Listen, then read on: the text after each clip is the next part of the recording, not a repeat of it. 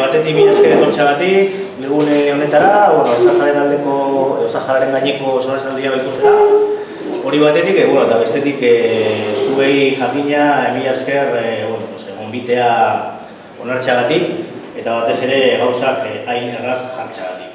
Hasieratik zuekin harremanetan jarri gehienetik ona, gauzak oso eta bidea erraztu duzue, mila esker horregatik.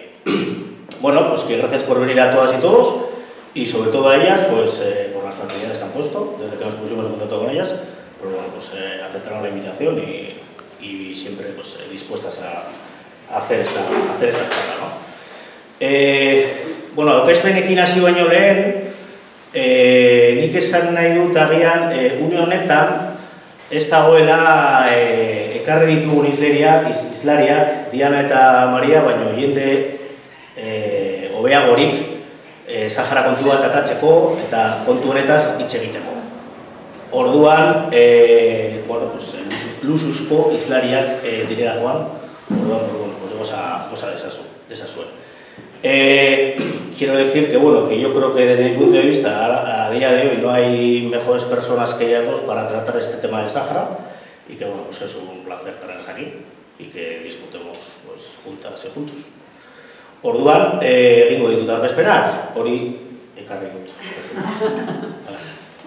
Bueno, Diana Urrea, Kolonbian jaioa, baina espalditik hemen, militante feminista eta internacionalista, Eusko Legebiltzarreko kidea izan da eta EH Bilduko nazioarteko kooperaziorako arduraduna da. 2014an eremu okupatuetan egon zen resistentzian emakume Sahararren lehenengo kongresuan. Giza eskubideen aldeko manifara basoaz, segurazko Diana topatuko duzu, oso orgulloko pertsona, eta duda gabe, Diana da Urrea. Bueno, pues nacida en Colombia, pero lleva tiempo aquí, con nosotros en Vizcaya, militante feminista internacionalista y parlamentaria en el gobierno vasco en Gasteiz con EH Bildu. En el 2014 estuvo en los territorios ocupados del Sáhara Occidental, en el primer Congreso de Mujeres en Resistencia. Y bueno, pues si vais a alguna manifestación sobre derechos humanos, pues seguramente que os la encontráis ahí. ¿Vale? Bueno, bestetik, Maria López, Barakaldarra baina Laudion bizi, Deustuko Unibertsitateko irakaslea eta ikerlaria, bere ikerketaren ardatza jarrita dago Saharako konfliktuan, eta hori garatu du hainbat perspektibatatik. Hala nola, gizaki eskubideetatik edo genero berdintasunetik. Bere doktore tesiak, Procesos de verdad, justicia y reparación a las víctimas de desaparición forzosa en el Sahara, Brunet saria jaso zuen, kausa honetan darama 25 urte, edo, oporrak bakean programari esker. Barakaldo Sahararekin salam kidea da, oso gertuko pertsona eta iluntasunean argitasuna jartzen duen horietako bat.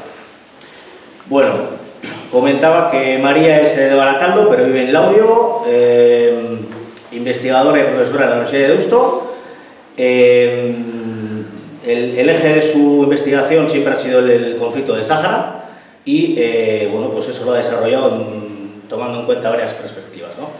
Desde los derechos humanos y desde la género berdintasunetik, desde la igualdad de género. Su tesis doctoral, Procesos de verdad, justicia y reparación a las víctimas de desaparición forzosa en el Sáhara, recibió el premio Brunet. Lleva en esta causa mucho tiempo, gracias al programa Oporrak bakean, una persona cercana y bueno, y de esas que ponen claridad a momentos de luz. Las beste politengatik eta eskerrik asko gonbidapenagatik. Como suelo decir siempre cuando empezamos estas charlas, Diana y yo hemos coincidido ya en unas cuantas este año, o siempre el caso de Diana en este curso. Una invitación para hablar del tema del Sáhara siempre hay que decir que sí, porque realmente no hay muchas oportunidades ni muchos contextos en los que se dé visibilidad al tema del Sáhara Occidental. Entonces, aunque estábamos comentando las dos cuando hemos venido, pues que las semanas son intensas, que se nos hacen largas, que estamos cansadas, que es un viernes a la tarde, pues que siempre hay que decir que sí a estas cuestiones porque es un conflicto que necesita sobre todo de la visibilidad, ¿no?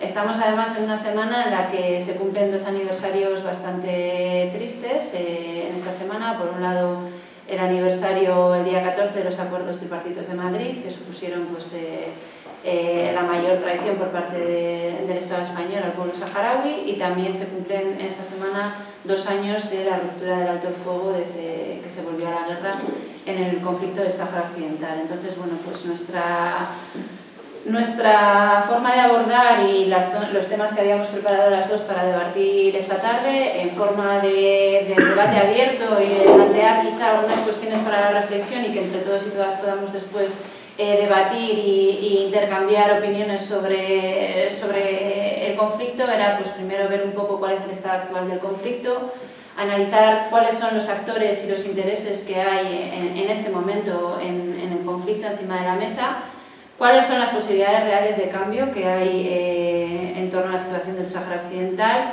y cuáles son los riesgos de mantener la situación tal y como está, ¿no? Bueno, esto he puesto así en palabras un poco más académicas en la presentación, pero cuáles son los riesgos que suponen perpetuar esta situación pues, hacia una situación de perpetuación y de no solución a corto plazo. Queríamos empezar rescatando esta cita de Abdullah Arabi, que es el delegado del Frente Polisario en el Estado español. Está sacada de su manifiesto, comunicado especial, cuando el gobierno español anunció su cambio de postura,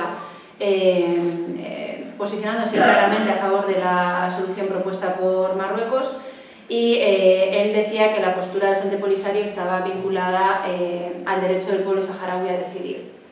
Y esa es la principal pregunta que tenemos que contestar esta tarde, hoy aquí, o cuando queremos debatir en torno al conflicto del Sáhara. Sigue estando encima de la mesa el derecho a decidir del pueblo saharaui, sigue siendo una opción, porque lo que ha supuesto este cambio de postura del gobierno español y de otros actores ahora mismo en la escena internacional parece que elimina esta posibilidad del marco para dar solución al conflicto del Sáhara Occidental, ¿no?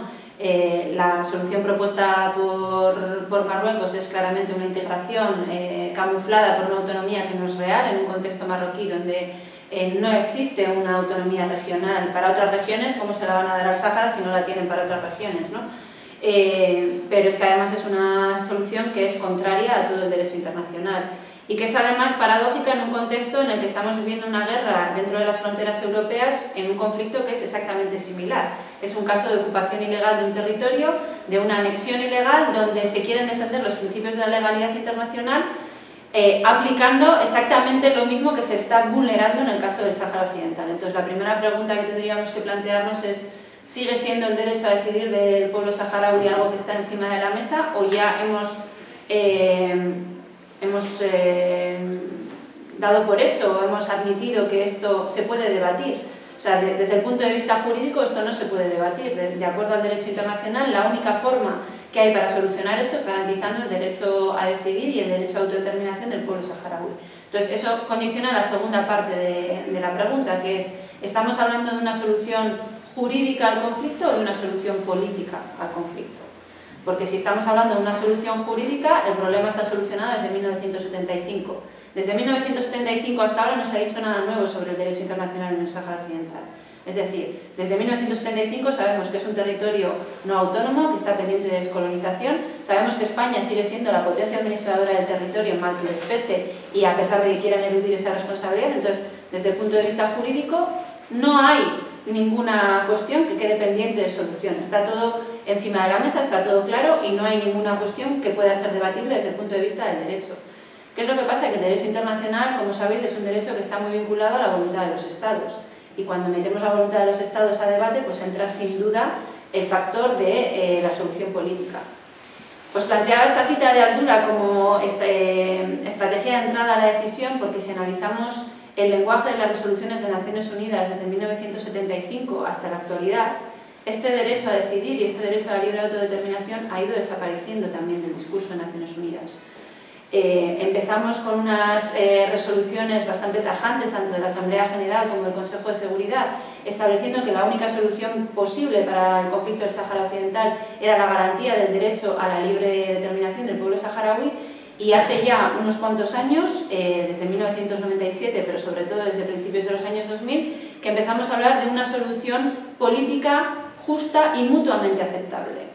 Cuando estamos hablando de una solución mutuamente aceptable y existe un conflicto jurídico entre medio, esto es un oxímoron. No se puede poner encima una solución mutuamente aceptable cuando hay un conflicto de partida, porque no están al mismo nivel las dos partes en el conflicto. Uno es el ocupante, el agresor, y el otro son las víctimas y los ocupados. Entonces, no se puede plantear una solución justa y mutuamente aceptable si queremos respetar el derecho internacional en el conflicto del Sáhara Occidental.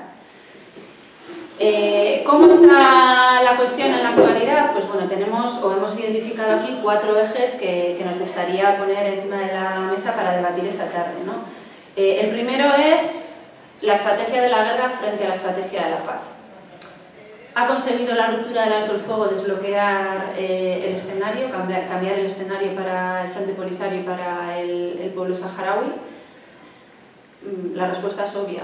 ¿Cuántas noticias habéis escuchado sobre la guerra del Sáhara Occidental en los últimos 2 años? Desde que se rompió el alto el fuego y pasó el incidente en Gedemsik, que supuso la ruptura del alto el fuego, no ha vuelto a salir en los medios de comunicación. Y no ha vuelto a salir en los medios de comunicación, primero, porque no interesa que salga, porque quieren seguir manteniendo un conflicto de baja intensidad, y segundo, precisamente por eso, porque es un conflicto de baja intensidad. Estamos acostumbrados a lo que en teoría social se llama el efecto CNN, que es que las noticias que escuchamos todos los días tienen que ser cada vez más impactantes para que nos muevan algo, porque si no nos hemos acostumbrado a escuchar muertos, atentados, conflictos, y eso forma parte de nuestro día a día sin que llegue a movilizarnos o a movernos a tomar una actuación para solventar un conflicto, ¿no? Entonces, ¿realmente ha supuesto una diferencia sustancial para el pueblo saharaui el hecho de volver a la guerra? Pues a efectos prácticos tenemos que decir que no. ¿Qué es lo que se ha perdido? Pues la consecuencia directa y la principal son vidas humanas, y vidas humanas que caen siempre del mismo lado. Es decir, a pesar de que es una guerra de baja intensidad, la mayoría de las víctimas que ha habido han sido sobre todo saharauis. ¿Podríamos intuir que hay víctimas marroquíes también? Pues probablemente las haya, pero como es un país totalmente obscurantista, pues tampoco tenemos datos ni cifras que nos puedan decir cuál es el balance real de personas afectadas por la guerra en el caso de Marruecos, ¿no? Y sin embargo, el hecho de volver a la guerra, además de lo que supone de pérdida de vidas, supone también un punto de inflexión en una trayectoria que el pueblo saharaui llevaba desde hace muchos años, que era su apuesta clara por una solución pacífica al conflicto. Claro, teniendo en cuenta que son 47 años de conflicto, que son 47 años de inmovilismo, que la cuestión no cambia, pues es entendible que sobre todo la juventud saharaui se esté planteando otras alternativas. Pero claro, si estamos diciendo no interesa porque es un conflicto de baja intensidad, si sube la intensidad del conflicto, ¿cuáles son los riesgos a los que se enfrentan? ¿Qué es lo que va a pasar con la población saharaui si el día de mañana deciden poner, por ejemplo, una bomba en Rabat? ¿Cómo se les va a etiquetar? Hemos tenido un ejemplo muy claro esta semana. El misil que estalló en Polonia esta semana era un misil muy cruel y un atentado contra la legalidad internacional mientras se pensaba que era de Rusia. En el momento que se dieron cuenta que era un misil equivocado de Ucrania, el discurso cambió. Y eso va a pasar con el pueblo saharaui. En el momento que el conflicto suba de intensidad, lamentablemente se van a ver abocados a ser catalogados de terroristas, de radicales, de haber abandonado la vía pacífica. Claro, nadie se va a acordar de los 47 años que llevan esperando en medio de la nada. Entonces, guerra versus paz es una cuestión que hay que poner encima de la mesa. La segunda es algo que ya hemos mencionado, ¿no? Política versus derecho. Hemos dicho, desde el punto de vista jurídico, la solución está clara desde 1975. Pero es que desde el punto de vista político no se ha conseguido ningún avance en todos los años que ha durado el proceso de paz, y empezó el proceso de paz en 1991 y acabó el año pasado. Son más de 20 años de proceso de paz en los que no ha habido ningún avance, en los que ha habido una parte que sistemáticamente ha incumplido todos los acuerdos que ha firmado y todos los acuerdos que se ha comprometido a cumplir. Y no ha pasado nada, no ha habido ninguna consecuencia. Es más, esa es la parte que se cataloga como aliado clave para los socios europeos, para Estados Unidos y para todo Occidente. En los últimos 20 años, los únicos avances que se han producido dentro del conflicto se han producido por la estrategia del Frente Polisario de llevar otra vez el conflicto a terreno jurídico. Y tenemos el ejemplo claro en las sentencias de los tribunales europeos. Tenemos el ejemplo claro en las demandas que han puesto las víctimas saharauis ante una instancia como la instancia de verdad, justicia y reparación en Marruecos, que podemos cuestionar que sea una instancia de justicia transicional porque no ha habido transición en el país, pero la verdad es que la parte que es responsable de los crímenes que se están cometiendo en el territorio del Sáhara Occidental es Marruecos. Y ahí tenemos una documentación y tenemos constatado violaciones que han ocurrido y por las que se les ha atribuido responsabilidad a los autores marroquíes de esas violaciones de derechos humanos. Entonces, política versus derecho en los últimos 20 años ha sido todavía bastante más útil el derecho que la política para solucionar todo esto. El tercer tema es la movilización social y ahí es donde creo que tenemos que hacer un ejercicio sobre todo de reflexión y de autocrítica. Y más en un país como Euskal Herria, donde nos hemos caracterizado desde el principio del conflicto por ser un país que ha estado siempre cerca del pueblo saharaui, que les hemos acompañado, que las asociaciones en solidaridad con el pueblo saharaui han estado prácticamente en cada municipio desde 1975. Bueno, pues os vamos a dar un dato. Miquel y yo, y Miguel y Igor, que están aquí, que somos miembros de la Junta de Baracaldo con el Sáhara Salam. Baracaldo, que es la segunda ciudad en habitantes y en tamaño en Vizcaya, este año ha acogido a 2 niños saharauis. 2, con 100.000 habitantes. A mí me parece cuanto menos un dato vergonzante. Como baracaldesa, aunque resida en Llodio, a mí me da vergüenza dar este dato en una ciudad como Baracaldo. Y por otro lado, las asociaciones de solidaridad del pueblo saharaui, siempre lo hemos dicho, que estamos aquí para acompañar y para responder a la demanda del pueblo saharaui y para acompañar y sostener los procesos que ellos inicien. El ejemplo lo tenéis hoy aquí también en esta charla. A simple vista diría que solamente hay un saharaui en esta sala. Cuando nosotros empezamos a militar en la causa saharaui no había una charla sobre el tema del Sáhara Occidental que no estuviera llena de todos los saharauis que vivían en esa localidad. Entonces, ¿qué está pasando con la movilización social? ¿Qué reflexión tenemos que hacer como agentes sociales, como ciudadanía, como pueblo saharaui, como lo que cada uno de nosotros y nosotras seamos esta tarde aquí? ¿Qué podemos hacer para reactivar esto? ¿Y qué podemos hacer para apoyar al pueblo saharaui? ¿Qué nos pide el pueblo saharaui ahora que hagamos? Y por último, el último tema tiene que ver con algo que está relacionado con la movilización social, ¿no? No podemos olvidar que en esta situación, lo hemos dicho antes, hay una parte que oprime, hay una parte que ocupa y hay otra parte que sufre y hay otra parte que son las que soportan las violaciones de derechos humanos. En una tarde como hoy no podemos dejar de mencionar el caso de Sultana Jaya. Es una activista saharaui que ha estado más de un año en arresto domiciliario sin ninguna justificación judicial, ha sido sometida a torturas, a violaciones, a inyección de sustancias químicas desconocidas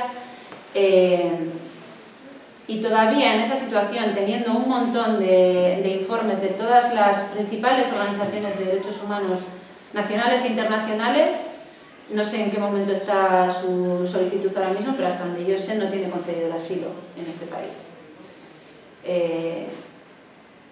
Está claro que la situación de los territorios ocupados tiene una situación grave y preocupante, sobre todo desde que se rompió el alto el fuego hay un acceso prácticamente nulo a la información de lo que está pasando allí y ante situaciones de impunidad, pues si nos remitimos a experiencias previas sabemos lo que eso supone. Un incremento en las torturas, un incremento en las desapariciones, incremento incluso en las ejecuciones sumarias. Seguimos teniendo una situación de presos en las cárceles marroquíes a los que no se les puede visitar, a los que las familias no pueden acceder. Entonces, bueno, hay una vez más un deterioro de la situación de los derechos humanos en los territorios ocupados por Marruecos. Y por otro lado tenemos la población refugiada en los campamentos en Tinduf.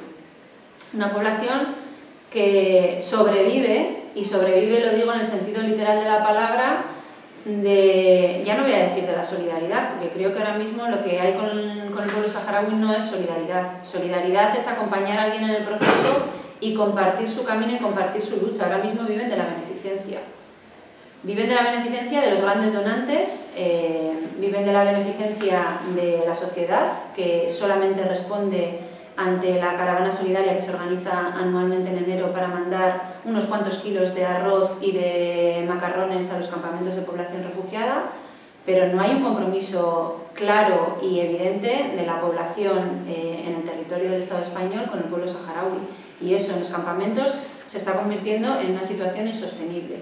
Una situación insostenible porque hay documentos de todas las instituciones internacionales que están trabajando allí alertando del deterioro en la situación de la salud, sobre todo de las mujeres, de los ancianos y de los niños.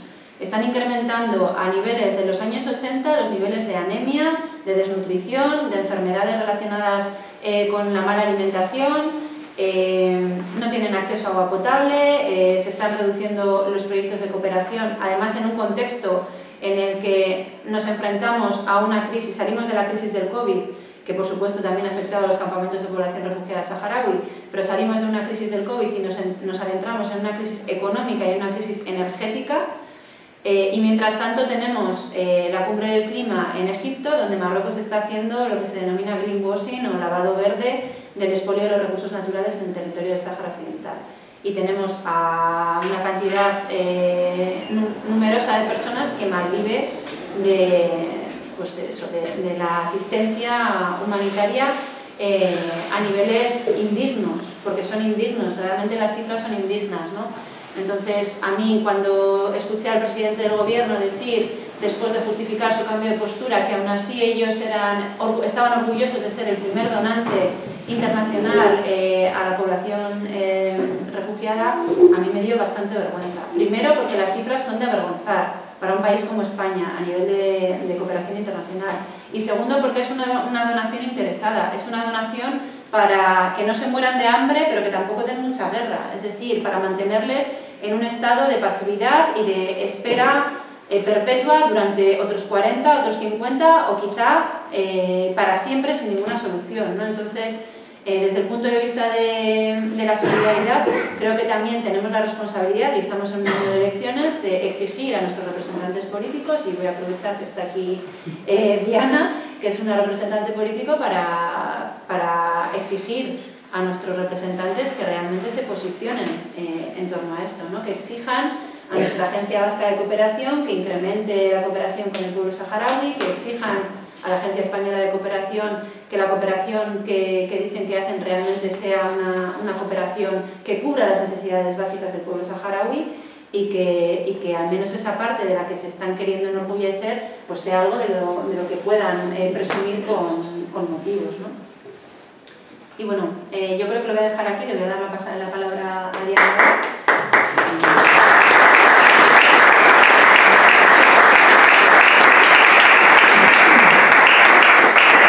Bueno, arratsaldean guztioi, mila esker hurbildu zareten guztioi. Es un verdadero placer volver a compartir una mesa con María, como habréis podido comprobar. Creo que en su intervención ha hecho un resumen perfectamente detallado de qué es lo que ha dado de sí estos 47 años de lucha del pueblo saharaui, de sufrimiento del pueblo saharaui, pero también de la dignidad que representan como pueblo, en una lucha incansable, que es verdad que, como bien aparecen en estas cuestiones, bueno, pues tiene sus luces y sus sombras. En primer lugar, creo que es muy importante destacar que si algo les ha caracterizado es que rendirse no es una opción, y creo que este es un elemento fundamental y que creo que gracias a ello, además, han podido resistir como pueblo, pese a que tienen un ocupante de la talla de Marruecos, con la potencia económica, militar, con un aliado como Israel encima de la mesa, con todo lo que eso conlleva, ¿no? Y creo que esto es admirable y creo que esto es un elemento muy importante a tener en cuenta, que pese a todo ese poder económico y militar no han podido acabar con un pueblo, y por tanto, bueno, pues la lucha que no se vence es la que no se hace, ¿no? Y en ese camino están. Es verdad que es muy complicado, pero a mí me llena, por ejemplo, de ilusión ver cómo dentro de pocos días se va a abrir una embajada, literalmente una embajada de la República Árabe Saharaui Democrática en Colombia. Lo primero que hizo el presidente colombiano, nada más investirse el día 7 de abril, 3 días después, citó al Frente Polisario y les habló clarísimamente del respaldo inequívoco de Colombia con la causa saharaui. Y esto es un ejemplo importante porque estamos hablando además de un país con un potencial importante en el conjunto de la región latinoamericana y a nivel internacional, y el hecho de que dé un paso tan importante y se ponga de frente a Marruecos, bueno, pues supone también un guiño y un llamado de atención a otros países. El otro día estuvo en París y le hacían una entrevista precisamente sobre la guerra de Ucrania, ¿no? Cómo veía, en este caso, la invasión. Y él decía algo que creo que es muy coherente, ¿no? Más allá de, evidentemente, no entrar a discutir sobre la invasión, sí que decía que hay una hipocresía internacional, ¿no? Hay una hipocresía importante a nivel internacional, y ponía como ejemplo la del pueblo saharaui, como acaba de decir María, ¿no? En la que no pasa absolutamente nada porque se siga en una situación de vulneración sistemática de derechos humanos y de ocupación. Quizás no pasa absolutamente nada pues porque son africanos, porque tienen el tono de piel más oscura, porque tienen otra cultura y otra religión diferente a la nuestra, ¿no? Y por tanto es importante recordar que a día de hoy siguen existiendo conflictos como el saharaui, como el palestino, como el Kurdistán, como el de Kurdistán, que siguen a día de hoy completamente digamos, encima de la mesa, que siguen siendo víctimas de vulneraciones sistemáticas de derechos humanos, y que no pasa absolutamente nada porque en estos momentos es verdad que en la comunidad internacional pues, solo hay, en este caso, pues un enfoque, ¿no? hacia un conflicto determinado. Hay otro elemento importante, y es que en el gobierno más progresista de la historia, ¿no? que se le denomina, estamos hablando que se han hecho bueno, pues las declaraciones más brutales que ni siquiera el Partido Popular ha hecho en esta historia, ¿no? Y una vez más, ¿no? Una vez más, no nos extraña, pero una vez más vemos cómo el Partido Socialista desde Felipe González con lo que hizo, a la actualidad en un gobierno conformado por dos fuerzas políticas, como en este caso se dan estas declaraciones y no pasa absolutamente nada. Podría ser para mucha gente un motivo para que el propio gobierno se hubiese tambaleado, para que se hubiesen planteado directamente de una forma bastante seria qué pasa con ello, ¿no? Y no solo además por una cuestión de principios. Estamos hablando que económicamente incluso empresas españolas, que cuando se habla en términos económicos parece que interpela a todo el mundo, han dejado de ganar 750 millones de euros por el problema que ha suscitado con Argelia, ¿no? Porque entramos ya en el apartado económico de qué consecuencias tiene este tipo de declaraciones con un país, la primera potencia militar africana que respalda, en este caso al Sáhara Occidental, que les ha dado la mano durante 47 años, les ha permitido que establezcan su territorio en su país, como es Argelia, y en este caso de lo que supone en términos de acuerdos económicos. Era su principal o uno de los principales aliados, y Argelia, bastante coherente, pues evidentemente ha visto tocada. La economía es la economía y Argelia no va a cortar de facto sus relaciones económicas, evidentemente, pero sí que ha habido desde luego un retroceso considerable, y esto incluso en términos económicos, para que quien no lo vea como nosotras desde una perspectiva de principios de derechos humanos, de código ético y de derecho de autodeterminación de los pueblos y de derecho a su independencia, ¿no? Estamos hablando, bueno, pues de lo que podría ser incluso una propia presión que no se está viendo, ¿no? Hay un elemento muy importante para la reflexión, y lo traía María, es el tema de la movilización, ¿no?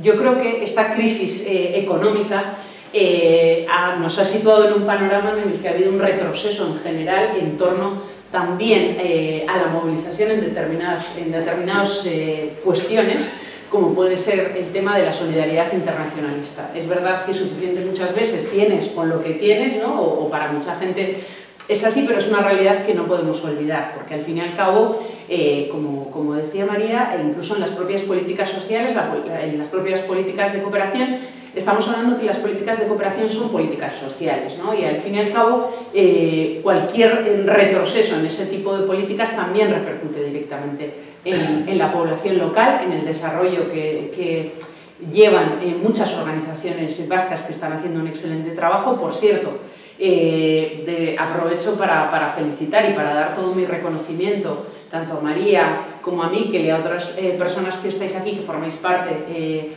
de una asociación tan importante y tan referente en Euskal Herria como es Baraka Salam, que creo que además lo hacen personas con una base militante bastante clara, con unos principios que van mucho más allá de cualquier elemento que se pueda poner encima de la mesa, y que creo que están haciendo pues que a día de hoy, por ejemplo, volvamos a tener un proceso de mayor sensibilidad, pese a todas las dificultades que tenemos. Hoy, efectivamente, no nos acompaña la diáspora saharaui, pero creo que también es importante realizar, y creo que todas las personas que estáis aquí, es un esfuerzo muy alto, muy elevado, un viernes a la tarde, estar aquí con nosotras, el que estáis haciendo, pero sirve también para seguir manteniendo este proceso de sensibilización, este proceso de escucha y este proceso de saber que la situación del pueblo saharaui sigue a día de hoy en una situación en la que, pues con todos esos interrogantes, no sabemos qué va a pasar, pero sí tenemos claro una cuestión, y esto ya pues un poco lo hablo como EH Bildu. Sí tenemos claro que más allá de la situación en la que se encuentren o de la decisión que decidan, más allá de todo eso está el apoyo inequívoco por nuestra parte, porque evidentemente cada pueblo tiene derecho a elegir cómo quiere continuar su lucha, cómo quiere defenderse, y en este caso cualquier decisión que tomen o que no tomen, sea la que sea, contará con nuestro respaldo. Hablaba antes María de fechas importantes. Dos fechas ha dado, la de los acuerdos tripartitos y la de la ruptura del alto el fuego, y otra importante, y es el aniversario de Gay-Misik, al que también has hecho referencia, con una cuestión también, y es que precisamente aprovechando el aniversario de Gay-Misik, del famoso levantamiento militar a ese campamento de la dignidad, en el que, por cierto, tenemos a un activista proveniente de ese campamento de la dignidad, Hassan Alia, un amigo, un compañero de Euskal Herria, que vive a día de hoy con nosotras y con nosotros, que fue en su momento condenado a una cadena perpetua, ¿no? 6 de sus compañeros han denunciado ante el Tribunal de Derechos Humanos de Estrasburgo todo el proceso de juicio bajo amenazas, bajo torturas, algo que ya conocemos en este país, ¿no? Ha llevado el caso hasta el Tribunal Europeo de Derechos Humanos de Estrasburgo. En este país ha habido 7 condenas por torturas del Tribunal Europeo de Derechos Humanos, por cierto, de Marlaska, bajo custodia de Marlaska, el actual ministro, el que está gestionando la masacre de Melilla. Y esto tiene relación directa, porque estamos hablando de cómo se controla la frontera sur, de todo el problema que hay en torno a una trata de personas acordada, de unos acuerdos económicos a cambio de la famosa protección, el eufemismo de protección de fronteras, que es básicamente vulnerar los derechos humanos para evitar que las personas tengan derecho a su libre tránsito, como está establecido en el derecho internacional y al derecho al asilo, a la protección internacional. Y tenemos un problema importantísimo y que tiene muchísimo que ver con la postura del propio gobierno español, ¿no? Postura o declaraciones que fueron completamente inesperadas, pero que realmente atienden a esos miserables acuerdos que tienen en torno también a la frontera sur y a cómo se gestiona una vía de entrada para la población migrante. Y todo esto, volvemos a decir otra vez, pues con el gobierno más progresista de la historia, ¿no? Y no pasa absolutamente nada, ¿no? El verdadero drama que está ocurriendo en la frontera sur en estos momentos, en Melilla, con todo lo que está pasando, y a día de hoy pues ni siquiera hay ningún tipo de dimisión al respecto, que es lo que tendría que proceder, ¿no? Y que tiene una relación directa. Vemos cómo en este caso, una vez más, no nos sorprende, pero vemos como una vez más en este caso los acuerdos económicos priman a los derechos humanos, ¿no? Y por tanto nuestro deber también, por una parte ético, moral, y por otra parte también como pueblo que quiere definir su futuro, quiere ser independiente, quiere tener el derecho a decidir, tenemos un compromiso con el pueblo saharaui, tenemos un compromiso claro e inequívoco con un pueblo que lleva 47 años siendo ejemplo de lucha y de dignidad, y por tanto además tenemos una alianza con el Frente Polisario en primer lugar, como representante legítimo del pueblo saharaui, y desde luego con todas las organizaciones que defienden los derechos humanos en el Sáhara Occidental. Tenemos muchísimos casos documentados, por ejemplo, y tú lo conoces mejor que nadie, María, el Oasis de la Memoria, que fue, pudimos hacerlo en este caso cuando estuvimos en el gobierno en Guipúzcoa. Se pudo sacar adelante con fondos públicos un programa importante en el que participó la Sociedad de Ciencias Al-Ansadi, con Paco Echeverría a la cabeza, Carlos Martín Beristain, que es un experto en comisiones de la verdad, etcétera, etcétera. Y en este caso, María estuvo también en todo este proceso en el que se documentaron casi 263. Efectivamente, 263 casos de personas desaparecidas. Se encontró, incluso se pudo llevar a Naciones Unidas el caso de una persona que Marruecos decía que estaba desaparecida y que se encontró asesinada gracias a la gran labor que se realizó, y son cuestiones que efectivamente ya no solo pasan por recursos económicos, sino que pasan por una clara voluntad política. Y en este caso pues es una desgracia que la voluntad política en el Estado español sea seguir perpetuando esta vulneración de derechos humanos. Recordemos, y esto me parece obvio, pero es que hay que decirlo una vez más, que el Estado español es la potencia administradora oficialmente del territorio, el único territorio no autónomo del continente africano. Es la potencia administradora, y como potencia administradora tiene una mayor responsabilidad que cualquier otra responsabilidad como país que pudiera defender los derechos humanos, que evidentemente pues en esto hay mucho que cuestionarse, ¿no? Pero es verdad que no por ello tenemos que dejar de seguir exigiendo verdad, justicia y reparación para todo el pueblo saharaui durante todo este proceso de lo que ha supuesto esa brutal venta por parte del Estado español de todo un pueblo y todas las consecuencias que ha traído a día de hoy. Yo creo que se avecina un panorama internacional bastante complejo, pero es verdad que retomo un poco lo que he comentado antes de Petro y de América Latina. Los gobiernos que se están generando en América Latina y los aires de cambio progresistas que se están dando en América Latina nos pueden traer pues un debate interesante sobre la postura que puedan tener o que puedan ir desarrollando con el Sáhara Occidental, y que a su vez sirvan para presionar. Yo creo que esto no es cualquier elemento. A día de hoy estamos hablando de una posible potencia como va a ser el conjunto de países latinoamericanos, y que por tanto pueden tener algún tipo de influencia a la hora de plantear determinados conflictos, entre ellos el del Sáhara Occidental. Es verdad que a nivel electoral en el Estado español, voy a empezar primero por el Estado español, no hay grandes expectativas porque ya hay un gobierno que se considera progresista y que ha hecho lo que ha hecho, por tanto no hay grandes expectativas. Es verdad que se insta a la movilización popular una vez más, como en todas las cuestiones. Si hay una presión popular, si hay una movilización popular, pues evidentemente tiene repercusiones, pero es verdad que, como dice María, pues hay pues una desazón en general porque no hay una movilización, ni siquiera, o sea, por parte de la diáspora saharaui ha habido pues una desmovilización importante, ¿no? Yo entiendo que al final la situación propia de cada uno, la situación personal, social, económica, pues es muy complicada compaginarla digamos, con una lucha colectiva, pero hoy más que nunca es importante con este tema, como con muchos otros, la movilización popular. Y luego, por otra parte, lo que ya viene siendo elecciones, en este caso municipales y forales, yo creo que es muy importante, y que cuando se habla muchas veces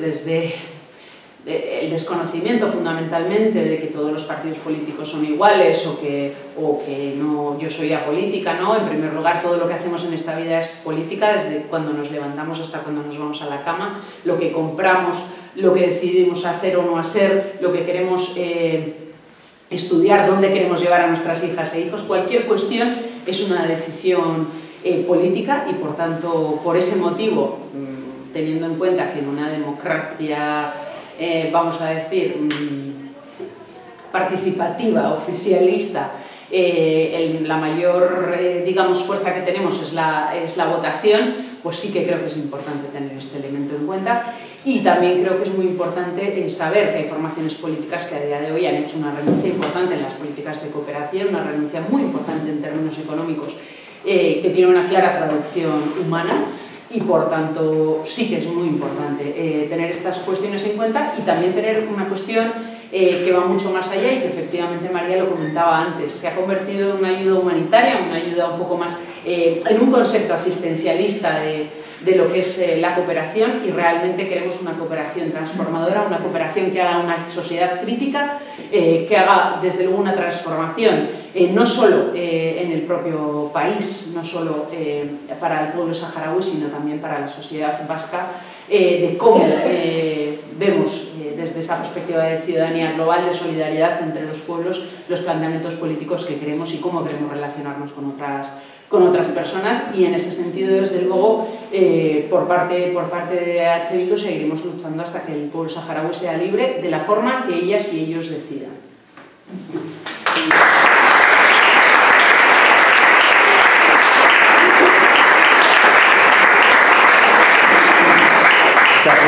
Galderarik dagoen, zerbait, alguna pregunta, si queréis hacerlas.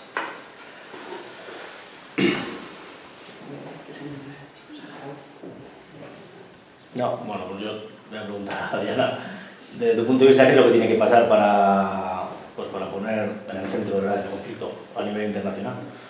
Si se puede hacer algo, ¿qué es lo que tiene que suceder? Ya hay una ruptura del alto el fuego y no ha servido para nada, ¿no? No avanzamos, ¿qué es lo que tiene que suceder? Pues es un debate interesante este de qué tiene que suceder, porque muchas veces es verdad que decimos, cuando hay ausencia de guerra, ¿no? Parece que es un conflicto completamente olvidado. Cuando empieza la guerra es verdad que entra el debate de cómo se plantea la guerra y efectivamente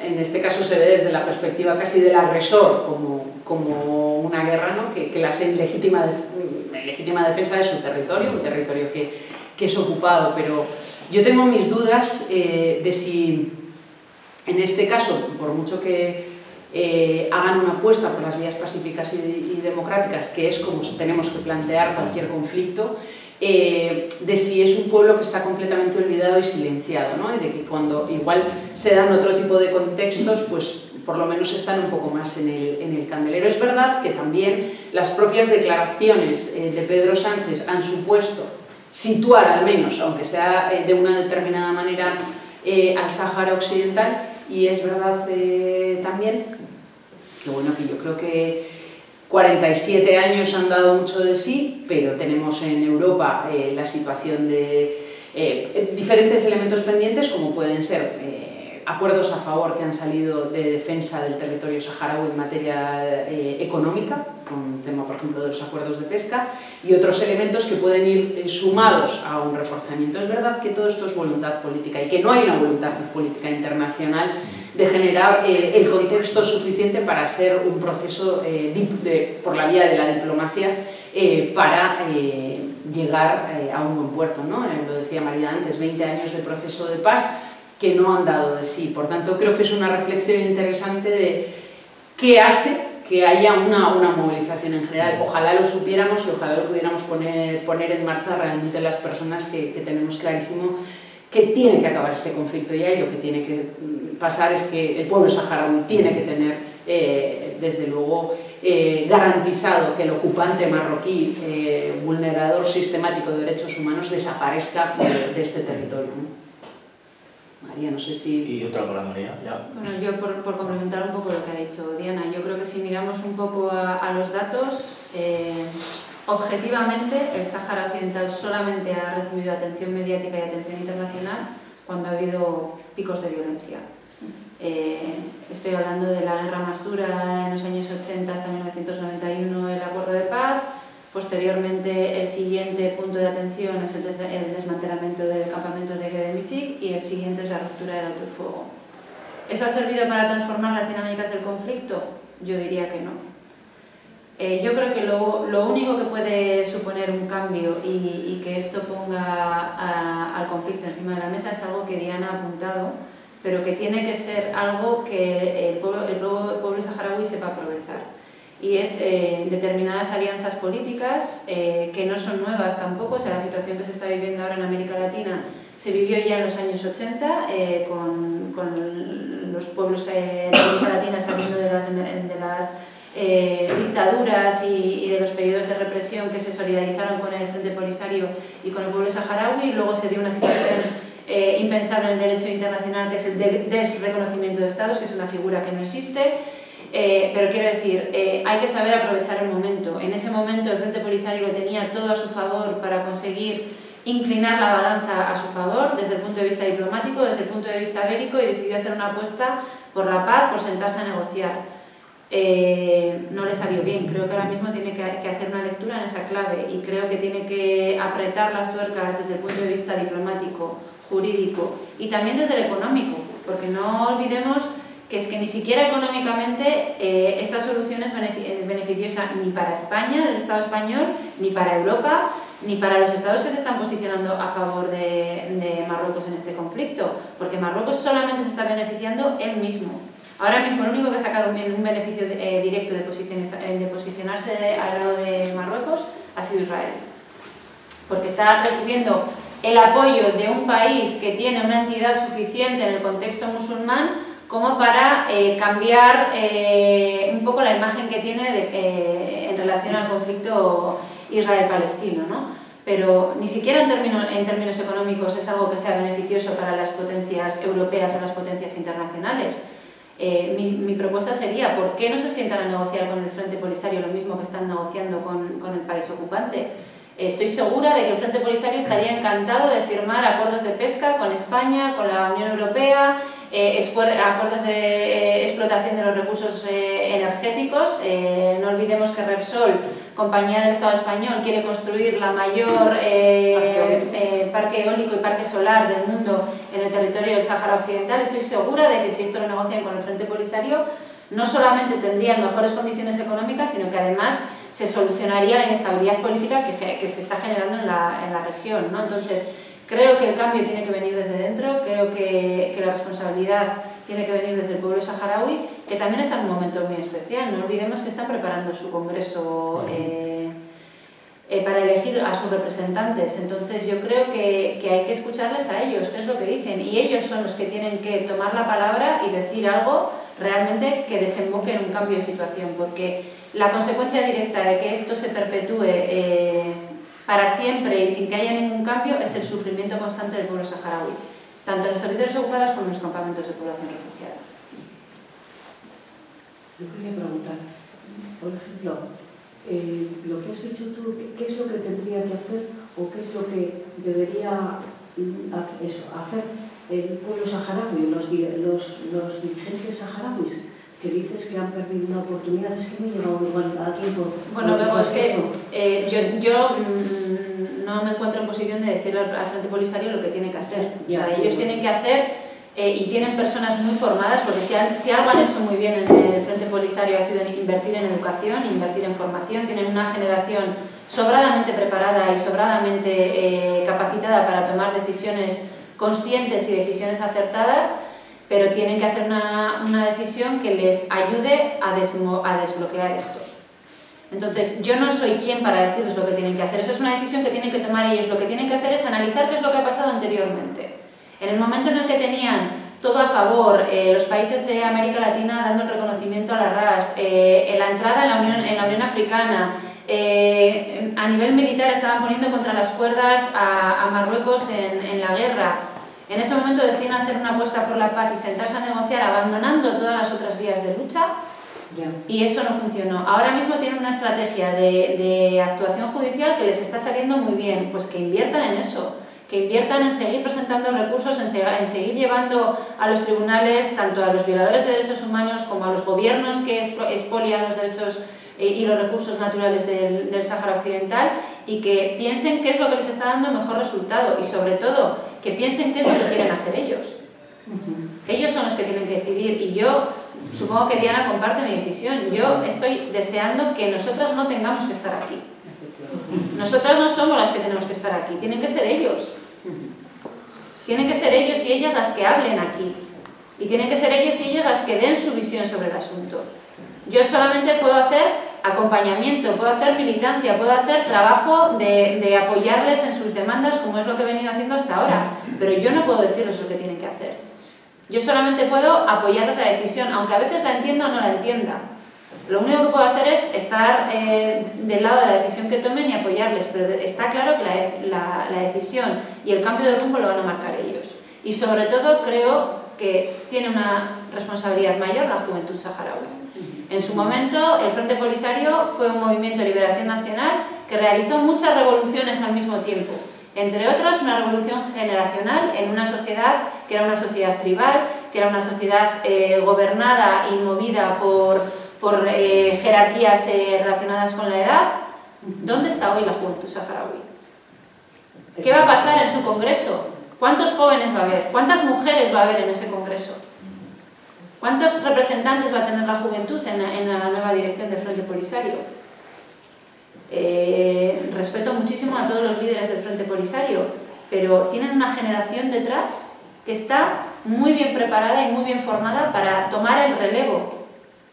Pues a todos se nos acaban las ideas y las vías en algún momento, quizá es momento de dar un relevo generacional.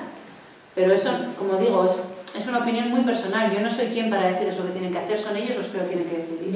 Y por cierto, muy formadas. Yo no te preguntaba lo que dijeras tú, sino las posibilidades que había o qué es lo que tendrían que hacer, pero bueno, lo que tú me has dicho, había opciones de reclamar todos los tienen opciones diplomáticas, tienen opciones jurídicas, tienen opciones políticas y tienen opciones económicas. Y están ejerciendo también sus opciones bélicas, que son legítimas desde el punto de vista del derecho internacional. Ahora tienen que ver qué opciones toman como pueblo, porque ahora mismo yo creo que tenemos que poner el foco en la decisión que ellos tomen en su siguiente congreso y ver hacia dónde van. Y luego en este caso nos corresponde como pueblo vasco acoger en condiciones de dignidad, en condiciones de universalidad a todas y todos los refugiados saharauis que así lo deseen, ¿no? Más allá de, bueno, pues esto es lo de siempre, el gran problema que tenemos de falta o de dependencia, en este caso de lastre del Estado español, que no nos permite verdaderamente acoger en esos términos a la población refugiada, a la población migrante que así lo desee, pueda venir y estar con nosotras y nosotros. No solo eso, sino que es que lo hacen en peores condiciones que el resto de la población migrante, porque la nacionalidad, por ejemplo, o los trámites de regularización en el Estado español, como sabéis, se hacen en base a lo que se llama ius soli, al territorio, ¿vale? Entonces, el trámite para adquirir la nacionalidad es el arraigo, que tiene un plazo general de 10 años. Ese plazo general de 10 años se limita y se reduce para ciertos colectivos que se considera que tienen una relación especial con el Estado español. Ahí entran los países latinoamericanos, 3 años. Los países africanos que han sido también colonia española. ¿Dónde están los saharauis ahí? Los saharauis no están entre esos colectivos, siguen teniendo que esperar un plazo de 2 años frente a los 2 años que tienen que esperar el colectivo sefardí, que fue expulsado del territorio español en el siglo XV. Entonces, no es solo que no les acojamos en condiciones de dignidad, es que lo hacemos peor que con otras personas que vienen a nuestro territorio y se lo ponemos todavía más difícil. Esto va determinado por la famosa ley de extranjería. Bueno, por el Código Civil. Sí, que al final todo repercute, ¿no? Y luego, cuando María hacía referencia a la juventud y a lo bien formados que están, es imposible no comentar que estas formaciones en su mayoría provienen de países como Cuba, fundamentalmente Cuba, pero también Venezuela, que han seguido incansablemente de su lado que les han ayudado no solo en términos económicos, sino políticamente a seguir formándose y a seguir resistiendo como pueblo, y creo que esto es un elemento muy importante para reconocer también a la par que Argelia, ¿no?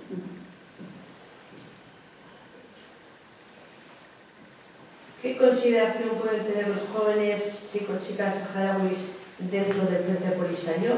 ¿Qué presión pueden tener o qué movimiento pueden realizar? Si tienen acceso o tienen opinión, o cómo se les considera. Bueno, opinión tienen, porque el Frente Polisario tiene una organización bastante horizontal que deriva un poco de su naturaleza de movimiento de liberación nacional. El problema es que para acceder a los cargos y a los cargos de representación que acceden tanto a la representación primero a nivel local en las dairas y luego en las wilayas y fundamentalmente al final en el Congreso Nacional, tiene una serie de criterios, y esos criterios recogen algunas cuestiones que son difícilmente cumplibles por la juventud, que tienen que ver con haber formado parte del ejército, tener no sé cuántos años de experiencia en la militancia política. Claro, eso siendo joven es muy difícil de cumplir. Pero es que quizá es hora de recordarle al Frente Polisario que el Wali tampoco lo cumplía cuando hizo su revolución. Que Brahim Gali, que estaba con el Gali y que fue el secretario general del Frente Polisario, era una persona joven cuando hizo su revolución. Igual hay que recordarle que él tampoco tenía esa experiencia. Ese es el papel que quizá deberían jugar en este siguiente congreso. Y sobre todo recoger también, perdóname, no te he cortado, el papel de la mujer saharaui. El papel de la mujer saharaui, que ha sido la sostenedora de la vida, literalmente de la vida del pueblo saharaui, porque ha sido la que ha mantenido los campamentos de población refugiada y la que ha mantenido el pueblo vivo, con unas tasas de natalidad que a nosotras nos parecerían ahora de locos y de locas. O sea, teniendo un número de hijos desproporcionado en unas condiciones de alimentación y de salud que no son sostenibles para la vida, y ellas han sido sostenedoras de la vida del pueblo saharaui. Y sin embargo, desde que se rompió, o sea, desde que se inició el alto el fuego, la situación de las mujeres en los campamentos no ha ido hacia adelante. Entonces, hay que ver que es verdad que tienen una tasa de representación en el Buró del Frente Polisario, es verdad que tienen cargos en el gobierno, es verdad que tienen delegadas, pero quizá es momento de que tengan algo más, ¿no? Yo creo que cuando murió Mohamed Abdelaziz, a mí me pareció una oportunidad perdida, por ejemplo, para dar la oportunidad de liderazgo a una mujer que ha sido la mayor portavoz del pueblo saharaui en los últimos años, que ha sido Aminetou Haidar. Aminetou Haidar podía haber sido la siguiente secretaria general del Frente Polisario, porque eso tendría muchísimo contenido simbólico. Primero, es una mujer que ha sido víctima de desaparición forzada, una mujer que ha sido víctima de tortura, una mujer que viene de los territorios ocupados, que ha sido capaz de, con una huelga de hambre en el aeropuerto de Lanzarote, poner contra las cuerdas al gobierno marroquí y al gobierno español, haciendo algo tan sencillo como no comer. Pues perfiles como el suyo, perfiles como el de Sultana, perfiles como el de Gali Gimli, quizá tienen que tener su momento también, pero es, como digo, es mi opinión personal. No soy yo quien para decidir por el pueblo saharaui, los representantes serán los que ellos elijan. Ya, ¿y qué podríamos hacer nosotros? O sea, si todo está en sus manos, ellos son los que tienen que decidir.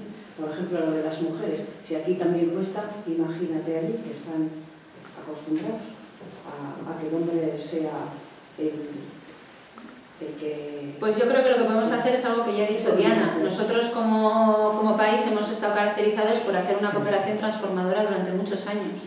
Es decir, nuestra cooperación con el Sáhara Occidental ha sido crear las casas de la mujer en todos los campamentos, ha sido hacer programas de empoderamiento, ha sido crear una red vasca de colaboración con la ONMS, ha sido apoyar con microcréditos a la función pública saharaui para que no dejara el sistema de estado de bienestar, pseudo estado de bienestar, en el desierto. Todo eso ya, pero ir directamente a los gobernantes, o sea, pero eso no lo puedes hacer, eso no lo puedes hacer luego. O peticiones o cosas. Pero eso no lo puedes hacer porque ellos... Colaborar ya sabemos, si todos colaboramos, o casi todos, ¿no? Pero esa forma directa de intervención yo creo que no es adecuada, porque el potencial transformador lo tiene sobre todo la educación y el empoderamiento. Entonces tienen que ser ellos mismos los que hagan su proceso de reflexión y decidan que quieren hacer un cambio. Nosotros no podemos ir a decirles lo que tienen que hacer. No, yo no digo que haya que decirles lo que tienen que hacer, porque eso no. Pero, por ejemplo, hacer una protesta o que les llegue algo de por qué no, por qué pues voy a ponerte un ejemplo. ¿Qué es lo que pasa? ¿Por qué los jóvenes no se animan a hacer estas cosas? No entendemos, aquí la juventud se mueve más, entre comillas, Sí. O sea, hacer algo para que les llegue a los gobernantes. Quiero decir, es que si no, pues si estamos haciendo ya cosas que estamos haciendo desde hace muchos años. O sea, el día 12 de noviembre, justo cuando estábamos teniendo nuestra manifestación en Euskal Herria, estaba teniendo lugar una manifestación en Madrid, una manifestación que se convoca anualmente en solidaridad con el pueblo saharaui, que la convoca la Coordinadora Estatal de Entidades Solidarias con el Sáhara, al que acuden anualmente miles de personas, que es una manifestación multitudinaria también para expresar eso que tú estabas diciendo, Bego, y me atrevo a llamarte por el nombre con confianza, precisamente en eso que tú estás planteando, ¿no? En la necesidad de movilizarnos. Aquí también hay un elemento importante, y a mí me parece, personalmente me alegra muchísimo, y es que tenemos la primera delegada del Frente Polisario, es una mujer, acaba de empezar, y creo que también desde esa perspectiva vamos a poder articular diferentes propuestas conjuntamente. Hemos estado y nos hemos reunido con ella, y creo que hay una diferencia sustancial con relación a otros delegados del Frente Polisario. Aunque hayamos tenido muy buenas relaciones, creo que hay una diferencia sustancial, y que al menos podremos hacer muchas actividades conjuntas que vayan precisamente en hablar de la parte política del conflicto y no tanto de la parte solidaria o de la parte folclórica, vamos a decir, ¿no? De una cuestión que va mucho más allá, y desde el compromiso del pueblo vasco con el pueblo saharaui, ¿no? Y el acompañamiento que nos damos conjuntamente en todos los ámbitos, sin dejar de pedir, evidentemente, como decía María, que por una cuestión de justicia, que las políticas de cooperación, no solo con el Sáhara, sino en general las políticas de cooperación, se mantengan y permitamos, porque esto al final, cuando hablamos de políticas de cooperación, a la gente se le viene pues una ayuda mucho más humanitaria, el concepto en general es una ayuda humanitaria que das a otro país, pero estamos hablando, como decía María, de ayudar a potenciar elementos de transformación social, ¿no? como una casa de las mujeres, con lo que eso supone, o intercambio de saberes, de cooperativas, entre cooperativas, o en este caso ayudar a redes comunitarias para generar sus propias dinámicas en el ámbito educativo, por ejemplo, con educación para la transformación social, con todo lo que se puede hacer, y además con entidades locales también. O sea que es realmente la cooperación va mucho más allá de una cuestión simplemente de dinero, va muchísimo más allá, y lo que supone es que estás generando las condiciones, por ejemplo, para atajar las causas que hacen que haya desplazamientos masivos de población, ¿no? El cambio climático. ¿Cuántas personas, cuántos millones de personas se han desplazado por cuestiones del cambio climático, ¿no? Debates muy importantes que están a día de hoy encima de la mesa y que también se abordan desde una perspectiva de solidaridad internacional, de ciudadanía global, y que también va ligada, en este caso, a las políticas de cooperación. Muchas gracias. Desde luego, transmitiros mi profundo solidaridad. Desde la izquierda británica ha habido una relación profunda, desde el franquismo profundo también, en todos los conflictos. La solidaridad ha sido realmente mutua. Es que ricas. Eso. Tenéis que ya adelante, aurrera. Es que ricasco. Ez dakit. Gehiagorik edo, bukatu izaten dugu? Vale, pues bukatu izaten dugu. Mila esker.